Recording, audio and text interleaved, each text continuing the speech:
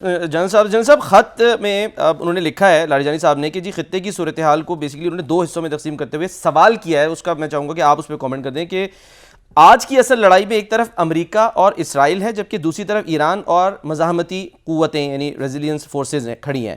اب مسلم دنیا کو فیصلہ کرنا ہوگا کہ وہ کس طرف کھڑی ہیں۔ کیا یہ مشکل میں ڈال رہے ہیں بہت زیادہ یہ سوال کر کے مسلم دنیا کو؟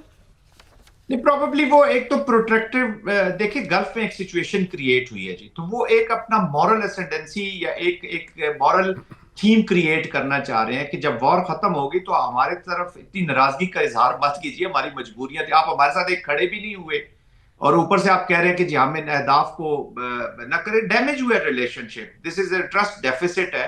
اور جس طرح شامی صاحب فرما رہے تھے جی ہر کنٹری اپنی انٹرسٹ کو دیکھتی ہے، یہ پاکستان واحد ملک ہے جس نے افغانستان کے کانٹیکسٹ میں بردر روڈ، بھائی چارگی، اپنا سوشو سائیکو سسٹم پورا تباہ کر دیا، ایموشنلی ہم اوور اٹیچ ہے، باقی یہ کہیں بھی نہیں پایا جاتا۔ Unfortunately there is a history also, let's be realistic, Middle East کی ایک ہسٹری ہے جو اسلامک کنٹریز عرب ورلڈ انہی کی نیبرہڈ میں پڑا ہوا ہے نا۔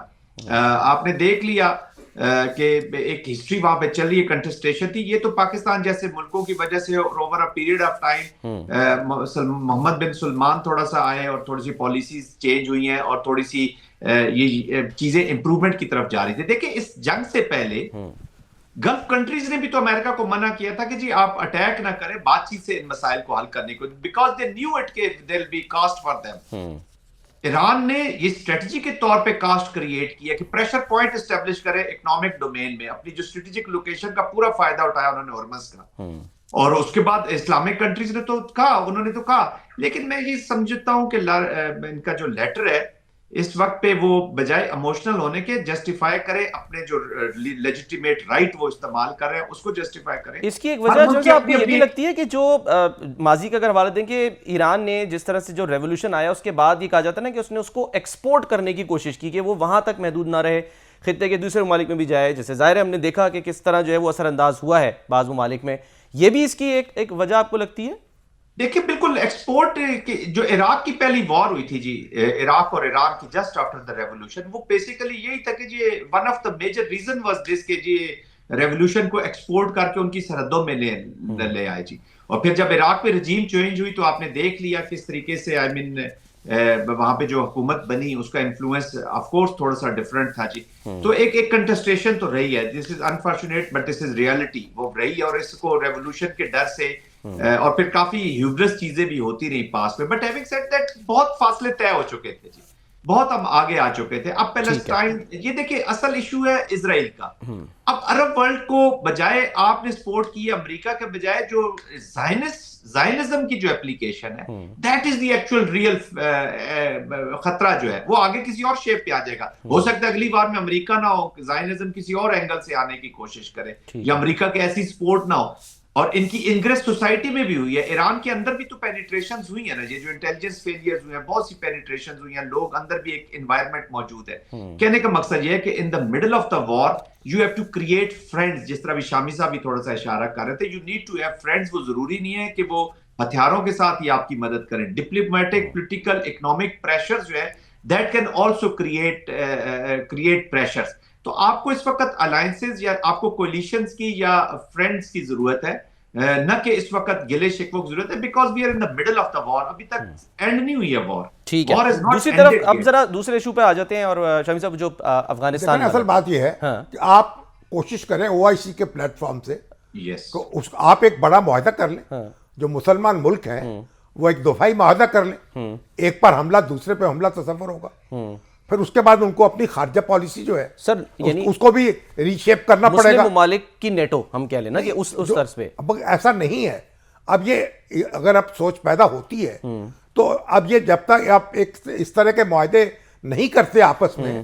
تو ایک ملک کی جنگ میں دوسرا ملک شریک نہیں ہو سکے گا، یعنی جنگ میں فزیکلی۔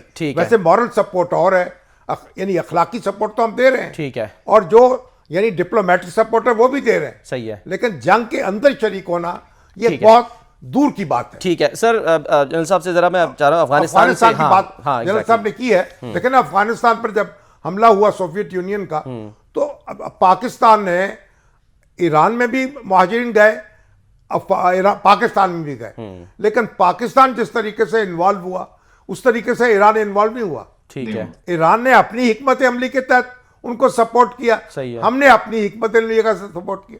ہم نے اپنا نفع نقصان نہیں دیکھا اور ہم نے اپنی سرزمین ان کے لیے کھول دی، ٹھیک ہے، اپنے وسائل ان کے لیے کھول دی. سر لیکن وہ تو پھر دیکھا جائے احسان فراموشی کر رہے ہیں نا. اس وقت وہ دہشت گردوں کو دیکھیں نا، یہ کہا جا رہا ہے کنٹرول نہیں کر رہے، کل پاکستان کو مجبوراً پھر ایک کاروائی کرنا پڑی، اس پر بھی وہ پروپیگنڈا کر رہے ہیں. اب وہ لمبی بحث ہے نا. میں جنرل صاحب سے سر اگر اجازت دیں تو پوچھ لیں. جنرل صاحب یہ جو اب بار بار پروپیگنڈا کیا جاتا ہے، حملہ ہوتا ہے ایک کیمپ فینکس پر اور وہاں پر جو ہے وہ پہلے کہا جاتا ہے کہ جی 400 بندہ آپ نے مار دیا، وہ تو ایک منشیات کے عادی افراد کا ریہیب ہاسپٹل تھا، امید ہاسپٹل تھا.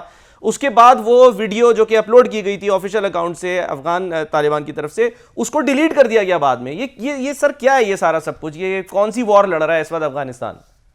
یہ کیمپ تھا جی، ان کا ٹریننگ کیمپ تھا، امریکن نے اسٹیبلش کیا تھا، جس میں ان کی ملٹری اور ان کی پولیس کی ٹریننگ ہوتی تھی. اور یہ ہینڈ اوور ہوا تھا طالبان رجیم کو 2014 میں جی، جو پچھلی ناٹ طالبان رجیم، افغانستان کی گورنمنٹ کو ہینڈ اوور کیا گیا تھا.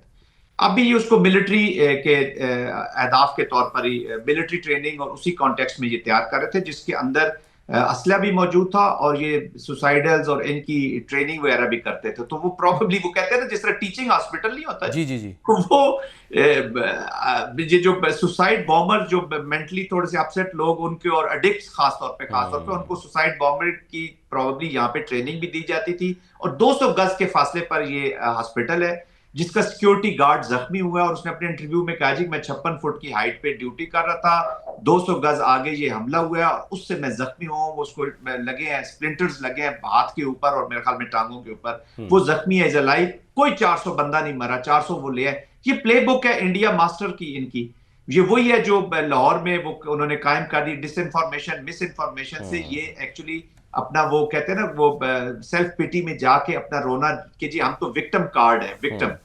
Nobody in the world except India، Pakistan کو کسی نے کنڈیم کیا ہو پاکستانی آپریشن پچھلے 2 ہفتے سے چل رہے. انہیں پتا ہے کہ یہ لیجیٹیمیٹ رائٹ ہے ان کا، کیونکہ یہ گڑھ بن چکا ہے.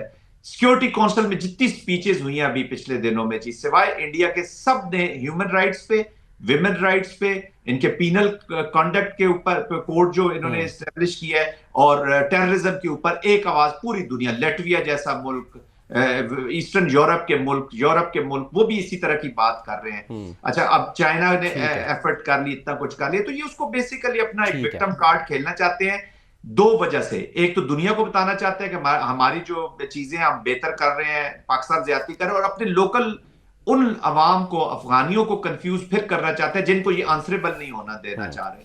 انہیں پتہ ہے کہ فرکشن رہے گی، لڑائی رہے گی، پاکستان کا ڈر رکھیں گے تو یہ ہمیں کچھ بھی نہیں کر رہے. اور وہاں پہ ابھی لوگ ان کے خلاف دیکھیے گا عید کے بعد آپ لوگ people are already fed up, وہ بیچارے اپنے آپ کو ایکسپریس نہیں کر پا رہے.